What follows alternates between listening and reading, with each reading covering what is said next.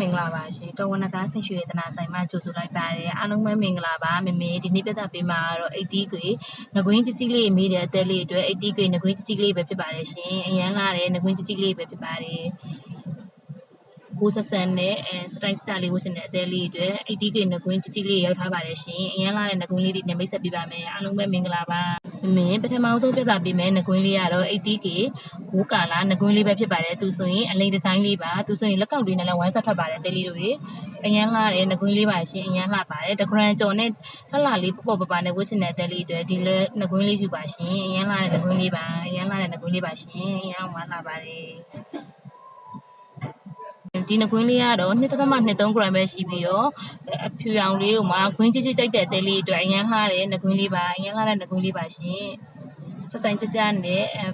ဝတ်ချင်တဲ့တဲလေးအတွက်အရန်ကိုအဆင်ပြေတဲ့ငကွင်းလေးပါအရန်ခေါ်ခေါ်လေးဝတ်ချင်တဲ့တဲလေးအတွက်ဒီငကွင်းလေးယူပါရှင်အရန်လှပါတယ်မင်းတို့ရှိမှာဆိုရင်အရန်လှတဲ့ငကွင်းလေးတွေတက်ရောက်ထားပါတယ်တဲလေးတို့အရန်လှပါတယ်ငကွင်း site ကိုမှလုံးဝကြီးကြီးကြိုက်တဲ့တဲလေးအတွက်အရန်လှတဲ့ငကွင်းကြီးလာပါပြီရှင်သူဆိုရင်2 gram ကျော်နဲ့အရန်ကိုမှချစ်စရာကောင်းပြီးတော့ပေါ့ပေါ့ဝတ်ချင်တဲ့တဲလေးအတွက်အရန်အဆင်ပြေပါတယ်2.79 gram ပဲရှိပြီးတော့အရန်ကိုအဆင်ပြေတဲ့ငကွင်းလေးပါရှင်ဒီငကွင်းလေးဆိုအရန်လာပါတယ်မင်းတို့ရှိမှာငကွင်းဆက်ဆန်းပုံဆက်ဆန်းကြီးကြီးရေဝတ်ချင်တဲ့တဲလေးအတွက်အရန်ကိုအဆင်ပြေပါတယ်မင်းတို့ရှိမှာဆိုရင် 80K ကအလဲရောင်းတတ်ပါတယ်ရှင်လဲရင်30ရောင်းရင်15ရာခိုင်နှုန်းမို့အရန်တတ်တာမို့မင်းတို့ဆိုင်ကိုလာရောက်ဝယ်ဖို့ဖိတ်ခေါ်လိုက်ပါတယ်ဆိုင်ကိုမလာနိုင်တဲ့ကစားမိုင်အတွက်လည်းမင်းတို့ကနေ့စဉ်ဗီဒီယိုလေးတွေတင်ဆက်ပေးမှာဟုတ်လို့မင်းတို့ရဲ့ page လေးလည်းတလေးတို့လိုက်အောင် follow လုပ်ထားဖို့မမေ့နဲ့နော်ရန်လာပါတယ် 80K ဒီငကွင်းလေးဆိုရင်ဒါအပြင်ချစ်စင်တဲ့ဒီဇိုင်းလေးရှိရင်လည်းမင်းတို့ကို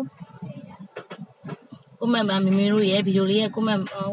ပြီးတော့ဗောနော်ပြခိုင်းနိုင်ပါတယ်ဒီဇိုင်းလေးတွေတက်ရောက်ထားတာမို့မမေကဒါလေးမိတ်ဆက်ပေးလိုက်ပါတယ်မမေရဲ့ဗီဒီယိုလေးကိုဆုံးအောင်ကြည့်ရှုပေးတဲ့ customer တယောက်ချင်းတိုင်းကိုမမေကကျေးဇူးများတင်ပါတယ်ရှင်စိတ်ကြမှာခြင်းကိုယ်ကြမှာခြင်းကိုပတ်စံနိုင်ပြီးတက်ရှုတိုင်းကိုဝင်ကြပါစေလို့မင်းတို့တဝနကားဆင်ရွှေသနာဆိုင်မှာဆုတောင်းပေးလိုက်ပါတယ်အားလုံးပဲမင်္ဂလာရှိသောနေ့ရက်လေးပြကြပါစေရှင်